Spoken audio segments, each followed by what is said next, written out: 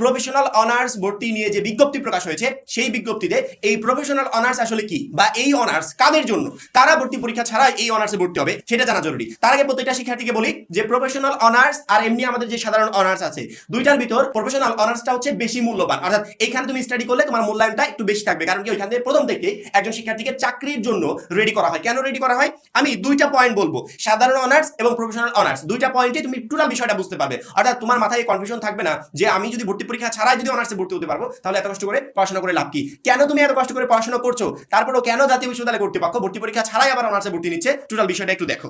এক নম্বরে অনার্স দেশের বিভিন্ন সরকারি কলেজে পড়ানো হয় প্লাস পরীক্ষা দিতে হয়।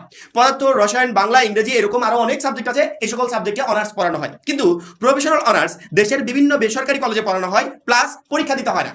বুঝতে পারলে? মানে প্রফেশনাল অনার্স দেশের বিভিন্ন বেসরকারি কলেজে পড়ানো হয় কিন্তু ভর্তি পরীক্ষা দিয়ে এই প্রফেশনাল অনার্সে ভর্তি হতে হয় না। আরেকটা পয়েন্ট, পাবলিক ইউনিভার্সিটির বিভিন্ন সাবজেক্ট এইখানে আছে। সবচেয়ে ইম্পর্টেন্ট যেটা পাবলিক ইউনিভার্সিটির, অর্থাৎ আমরা ইউনিভার্সিটি পর্যায়ে যে সমস্ত সাবজেক্ট নিয়ে পড়াশোনা করি এর অনেকগুলো সাবজেক্ট তুমি এই প্রফেশনাল অনার্সে পাবে। অর্থাৎ তুমি যদি এখনই গিয়ে এনইউ অ্যাডমিশনের ওয়েবসাইটে সেই সার্কুলারে ঢোকো, ওইখানে দেখবে অনেকগুলো সাবজেক্ট আছে। ওই যে বললাম না প্রথমে যে একটা শিক্ষার্থীকে প্রথম থেকে ওই চাকরির জন্য রেডি করা হয় বা প্রথম থেকে তাকে তৈরি করা হয় যাতে পড়াশোনা শেষ করে সে যে কোনো একটা সেক্টরে ঢুকে যেতে পারে। কিন্তু আমরা যে সাধারণ অনার্সগুলো করছি এখানে আসলে ওইরকম হয় না। এখন প্রশ্ন করতে পারো তাহলে আমি সাধারণ অনার্স কেন করব যেখানে তেমন একটা মূল্যায়ন নেই, আমি প্রফেশনাল অনার্সই করব। প্রফেশনাল অনার্স সবার জন্য না। আমরা যেমন সাধারণ অনার্সে বিভিন্ন সাবজেক্টের পর করি, এখানে সেইভাবে নির্দিষ্ট একটা কোর্স থাকে, বিভিন্ন বিষয়ে কোর্স থাকে, ওর ভিতর থেকে যে কোনো একটা কোর্স তোমাকে সম্পন্ন করতে হবে। সাধারণ অনার্সে আমাদের যে টাকা খরচ হয়, অর্থাৎ আমি একটা মধ্যবিত্ত বা নিম্নবিত্ত ফ্যামিলির সন্তান হিসেবে সাধারণ অনার্সের পিছনে আমার যে টাকা খরচ হয় এর থেকেও 3-4 গুণ বেশি টাকা খরচ হবে তোমার প্রফেশনাল অনার্সের ক্ষেত্রে। মনে করো সাধারণ অনার্সে ভর্তি হতে গেলে তোমার একটা কলেজে ভর্তির জন্য সর্বোচ্চ 5,000 টাকা লাগবে বা সর্বোচ্চ 10,000 টাকা আমি ধরে নিলাম, এরকম লাগবে। কিন্তু যখনই তুমি প্রফেশনাল অনার্সে